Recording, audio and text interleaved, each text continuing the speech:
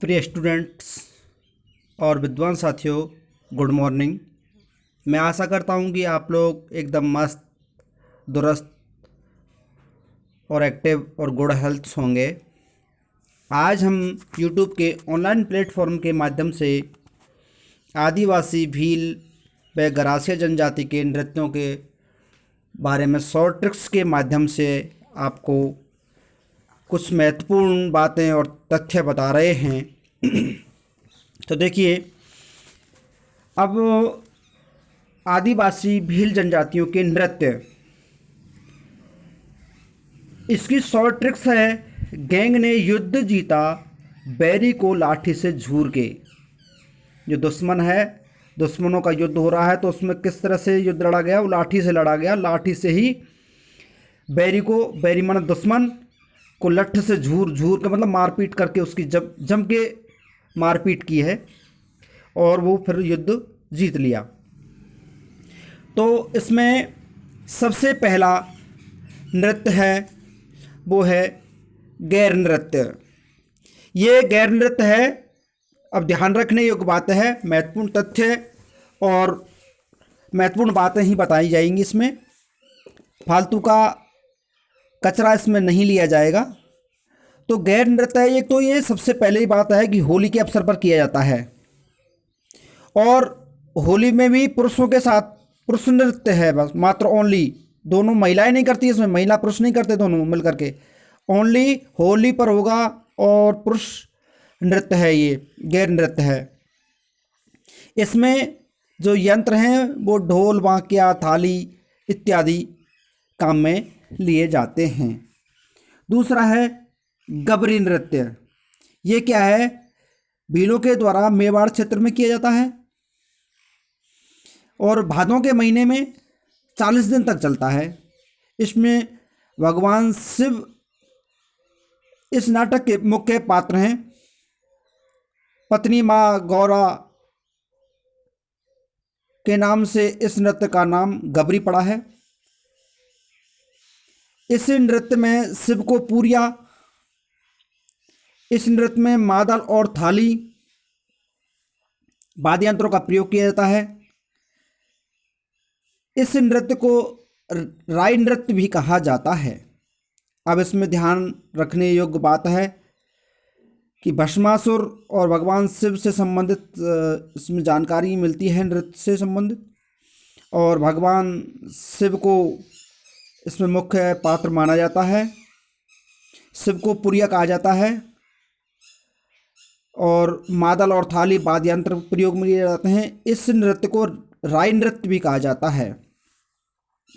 तीसरा नृत्य है नेजा नृत्य। नेजा नृत्य स्त्री और पुरुष दोनों के द्वारा ही किए जाने वाला नृत्य है। होली के 3 दिन बाद मैदान में डंडा गाड़ के एक नारियल, नारियल का मतलब होता है नेजा, बांध दिया जाता है, और पुरुषों द्वारा नारियल को तोड़ने का प्रयास किया जाता है। महिलाएं इन्हें रोकती हैं। तो ये दोनों स्त्री और पुरुषों के द्वारा किए जाने वाला नृत्य हो गया। अगला नृत्य है, चौथा नृत्य, युद्ध नृत्य। इस नृत्य में भील अपनी युद्ध कला का प्रदर्शन करते हैं और फायरे फायरे रणघोष करते हैं। इस नृत्य में मादल मुख्य वाद्य यंत्र है। यह नृत्य उदयपुर, सिरोही, डूंगरपुर, पाली आदि जिलों में लोकप्रिय है। अब अगला नृत्य है द्विजकी नृत्य। द्विजकी का समझ में आ रहा होगा। द्विमन, दो, महिला और पुरुष, स्त्री और पुरुष के द्वारा किया जाने वाला मांगलिक अवसर पर करते हैं। ये कोई विशेष अवसर नहीं है, कोई भी मांगलिक अवसर आ उस पर करते हैं। अगला नृत्य है बेरीहाल। बेरीहाल नृत्य उदयपुर के खैरवाड़ा के पास रंगपंचमी पर आयोजित किए जाने वाला ये नृत्य है। अगला है लाठी नृत्य। ये लाठी नृत्य भी पुरुषों के द्वारा किए जाने वाला कला का प्रदर्शन है। पुरुषों द्वारा किया जाएगा और उसमें कला का प्रदर्शन किया जाएगा। ये लाठी नृत्य है। अगला है झूमर या घूमरा नृत्य। ये महिलाओं द्वारा अर्धवृत्ताकार बना करके घूम घूम के नृत्य किया जाता है, वो झूमर या घूमर या घूमरा नृत्य कहा जाता है। अगला है रमणी नृत्य। ये रमणी नृत्य है विवाह के अवसर पर किया जाने वाला, विवाह मंडप के सामने स्त्रियों द्वारा किया जाने वाला नृत्य है। पुरुष बांसुरी और मादल यंत्र बजाते हैं इसमें। तो ये आदिवासी भील जनजाति से नृत्य है। कुछ एक नृत्य और है जिसमें हाथी मना नृत्य है, वो विवाह के अवसर पर किया जाता है।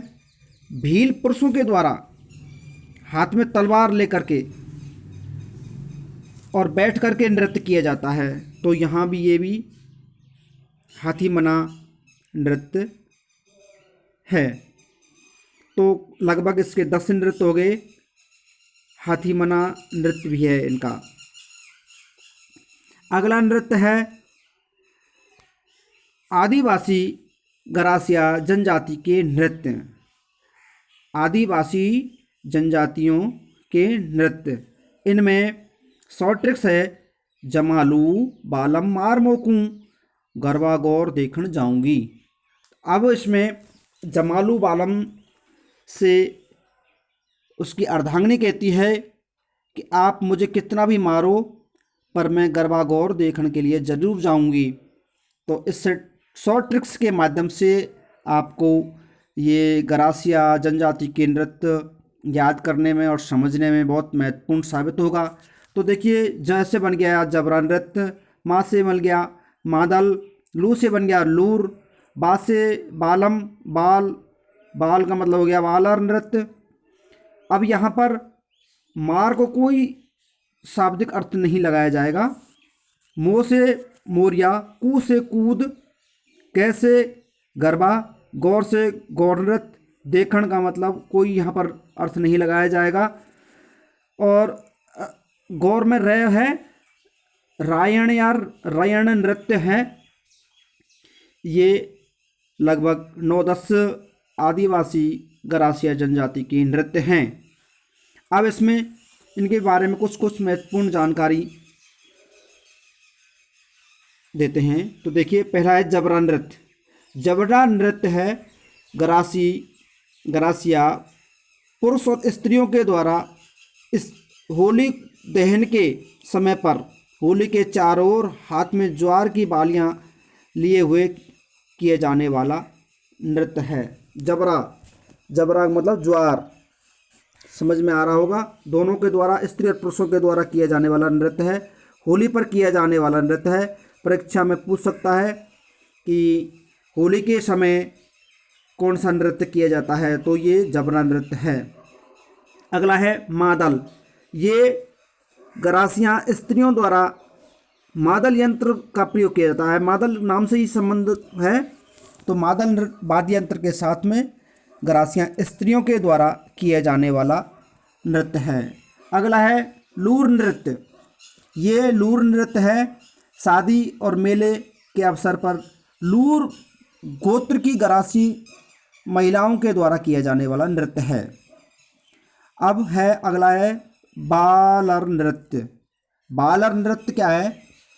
अर्धवृत्ताकार में पुरुष व स्त्रियां धीमी गति के साथ में बिना वाद्य यंत्र नहीं लिया जाता काम में, इसमें ध्यान रखने योग्य बात है। बालर नृत्य में बिना वाद्य यंत्र के स्त्री और पुरुषों के साथ में किया जाने वाला कौन सा नृत्य है? तो बालर नृत्य है। अगला है मोरिया। मोरिया नृत्य गरासिया पुरुषों के द्वारा विवाह के अवसर पर गणपति बप्पा मोरिया की स्थापना करके रात्रि के समय में किया जाने वाला नृत्य है। कूद नृत्य। कूद का मतलब गरासियां पुरुष और महिलाओं के द्वारा बिना वाद्य यंत्र के साथ में, देखिए बालर नृत्य भी बिना वाद्य यंत्र के साथ में है और कूद नृत्य भी बिना वाद्य यंत्रों के साथ में है, किया जाने वाला नृत्य है। अगला है सातवां गरबा नृत्य। ये ग्रासियों का सबसे मोहक नृत्य, सबसे महत्वपूर्ण नृत्य है, केवल स्त्रियां ही भाग लेती हैं गरबा में। गौड़ नृत्य गणगौर के अवसर पर स्त्री पुरुषों के द्वारा शिव पार्वती को प्रसन्न करने हेतु किया जाने वाला नृत्य है। इस नृत्य में गौड़जा नामक वाद्य यंत्र प्रयुक्त होता है। ये नृत्य चैत्र शुक्ल चतुर्थी को आयोजित किया जाने वाला नृत्य है। अगला नृत्य है रायण या रयण। ये गरासिया पुरुषों के द्वारा महिलाओं के वेश धारण करके, अब इसको यहाँ समझने के लिए बहुत महत्वपूर्ण बात है और परीक्षा में पूछ भी सकता है, पुरुषों द्वारा महिलाओं के वेश धारण करके कौन सा नृत्य किया जाता है? तो रायण नृत्य किया जाता है। तो थैंक यू छात्रों और विद्वान साथियों, मैंने जो ये शॉर्ट ट्रिक्स बनाई है ये आपको बहुत महत्वपूर्ण और मददगार साबित होगी याद करने में, और परीक्षाओं के लिए बहुत महत्वपूर्ण साबित होगी। और मैं आशा करता हूँ कि आप लोग ढंग से समझ पाए होंगे। और थोड़ी सी रिक्वेस्ट भी है कि आप शेयर एंड सब्सक्राइब करते रहिए और लाइक भी करते रहिए। Thank you.